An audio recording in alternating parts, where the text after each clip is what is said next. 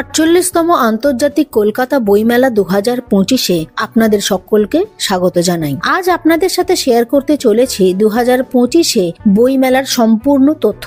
এই ভিডিওর মাধ্যমে জানতে পারবেন বইমেলা কত তারিখ থেকে কত তারিখ অবধি চলবে, কোথায় হচ্ছে এবারের বুক ফেয়ার এবং তার টাইমিং কি আছে ইত্যাদি আরো অনেক ইনফরমেশন। নমস্কার, আমি রুমা, আপনারা দেখছেন হলিডে স্টোরি এই চ্যানেলটি।